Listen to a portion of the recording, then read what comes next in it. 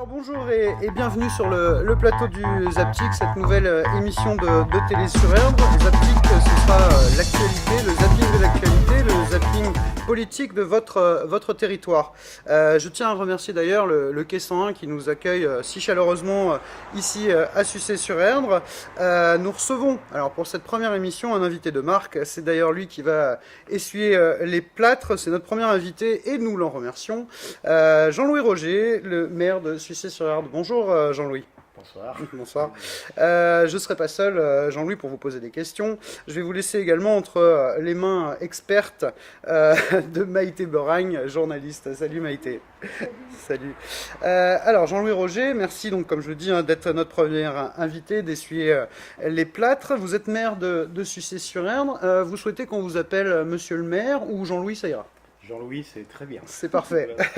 Alors, Jean-Louis, vous êtes maire de Sucé-sur-Erdre donc depuis avril 2014. Vous avez été élu aux dernières municipales. Vous étiez conseiller municipal depuis 1989, sucéen depuis 84. Je dis pas de bêtises. Non, très bien. C'est un peu une interview, bonnes informations. Une interview Wikipédia. Alors je vérifie quand même.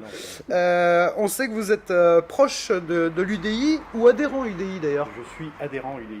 Adhérent UDI, ce qui n'est pas tout à fait J'adhère. Vous adhérez à l'UDI. Vous avez été élu donc l'année dernière avec 50,63% des voix avec la liste Maîtriser l'avenir ici à Sucé-sur-Erdre.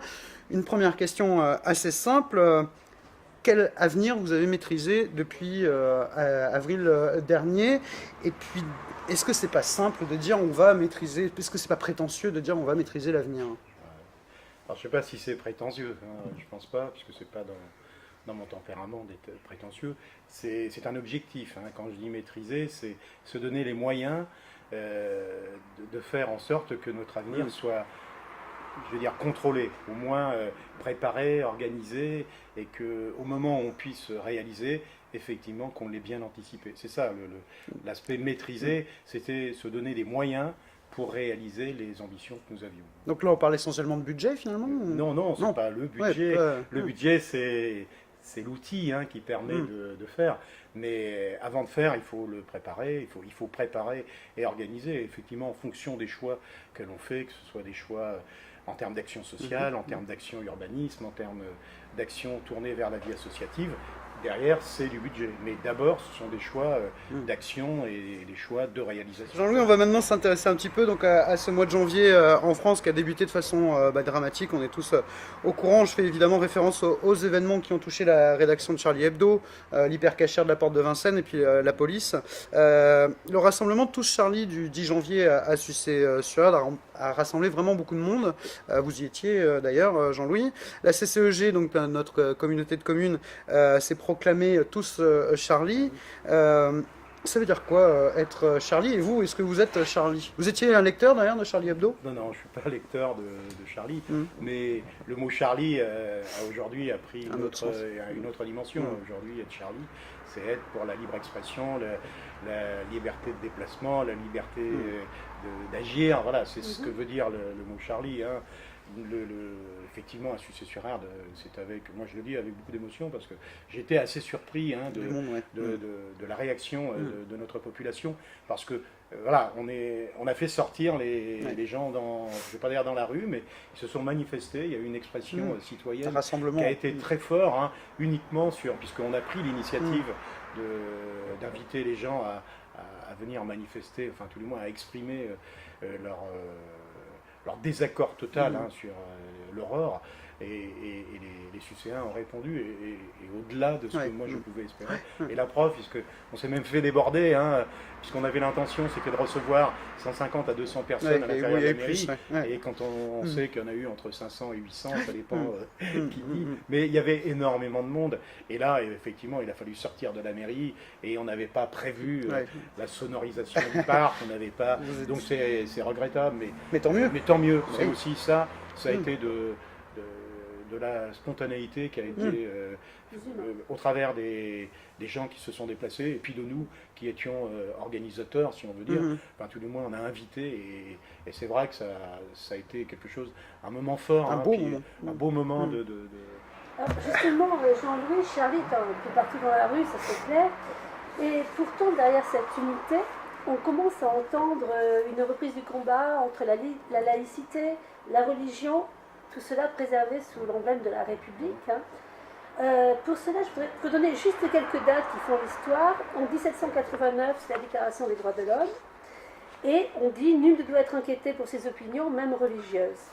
En 1791, on instaure la liberté des cultes. En 1946, l'inscription du principe de laïcité dans le préambule de la Constitution. Il faut savoir que le principe de laïcité, nous sommes le seul État à le revendiquer. On est d'accord? Et en 1989, déjà, on commence à apercevoir les incidents dits du foulard islamique, suivi le 15 mars 2004 de la loi interdisant dans les établissements scolarisés le port de signes et de tenues rappelant une appartenance religieuse. Alors ma question, elle est simple, vous êtes un homme de conviction, vous êtes croyant, vous êtes pratiquant, je crois. N'a-t-on pas accepté au nom de la liberté de culte trop de dérives? Est-ce qu'on n'a pas, et est-ce qu'on ne confond pas aujourd'hui culture et religion? Est-ce qu'il n'y a pas un mélange des styles qui fait qu'aujourd'hui, plus personne ne trouve sa place? Vous l'avez dit, vous le résumez, plus personne ne trouve sa place. Je pense que ce qui a été exprimé par, on va dire, plus qu'une grande majorité des Français, par vraiment un nombre important de Français, c'est on est dans un pays de liberté, on a le droit de penser, on a le droit d'écrire, on a le droit d'agir, on a le droit d'entreprendre. Voilà, c'est ça, c'est ce que les gens ont voulu défendre. Aujourd'hui, c'est vrai, mais c'est pas aujourd'hui, on voit bien petit à petit, il faut mettre des barrières, on cloisonne, on cloisonne et ça c'est regrettable. Je veux dire, les gens, ils savent vivre intelligemment. Mais effectivement, plus ça va, plus on met des barrières.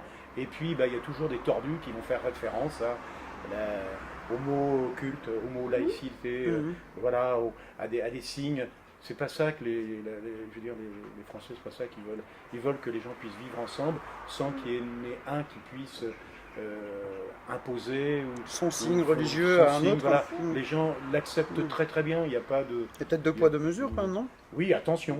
Attention à comment on peut effectivement, comment on l'écrit, comment on l'interdit, comment on le fait appliquer aussi. Il ne faut pas se tromper. C'est ça. Tout ça, c'est beaucoup.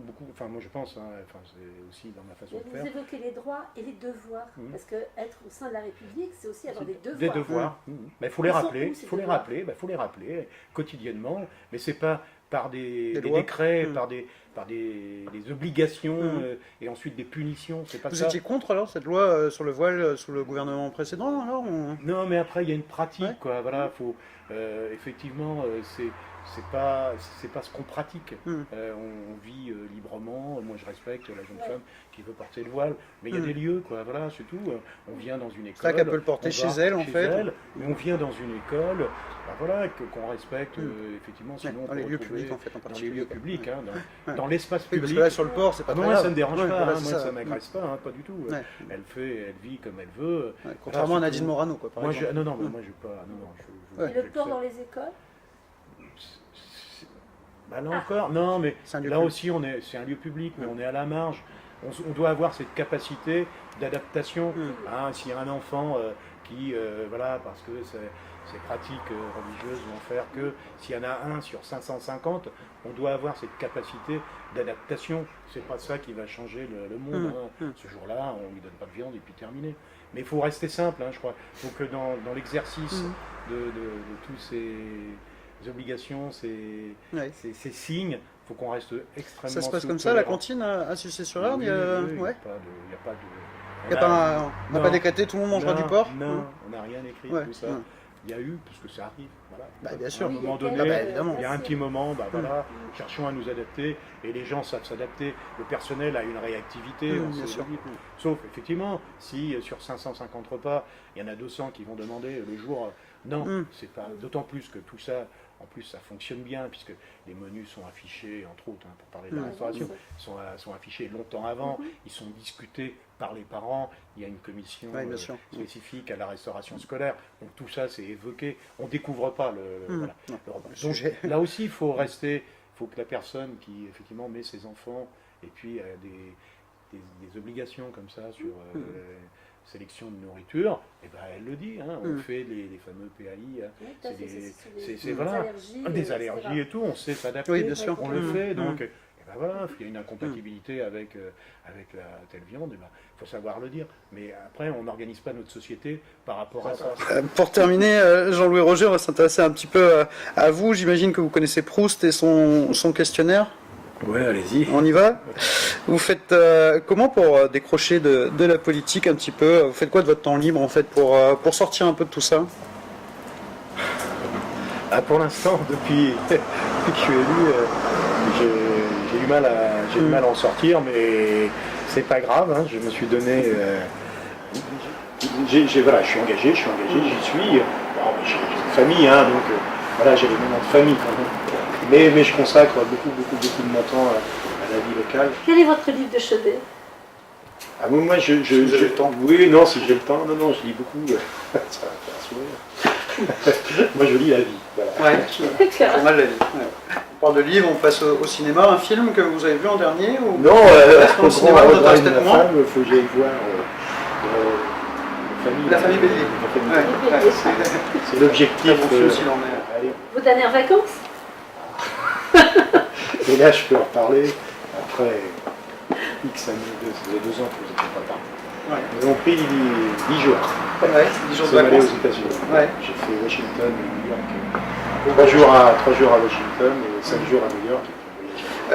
En matière de musique, vous avez quoi comme musique? Vous avez acheté un album dernièrement ou téléchargé peut-être d'ailleurs? Non, je télécharge illégalement. pas. Non, Pas officiellement. C'est peut-être parce que c'est compliqué, alors, donc j'évite de faire. Ouais. Non, j'aime la variété française, mais chanteur. Un peu de rap. Ouais, j'écoute, les paroles, le jeune pas encore malade, j'écoute et j'entends ce qu'il dit. Hein, c'est vous rappez? Je rappe pas, mais j'écoute. À part le fromage. À part le fromage. Question, si vous n'aviez pas habité à Sucy-sur-Ève, vous iriez où là?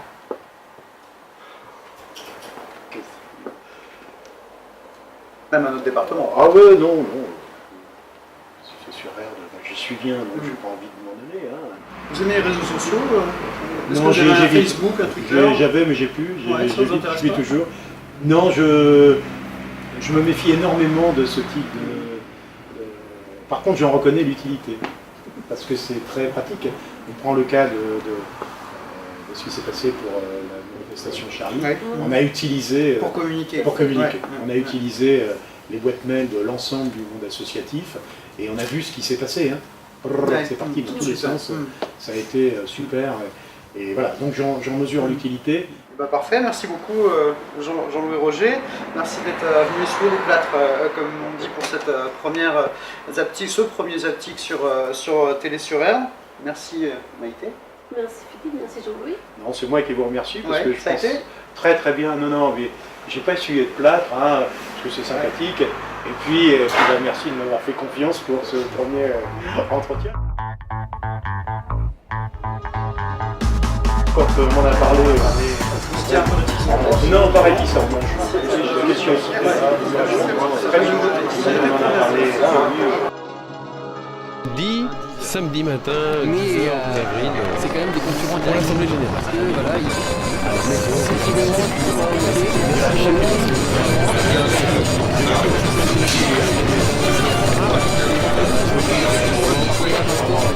ils...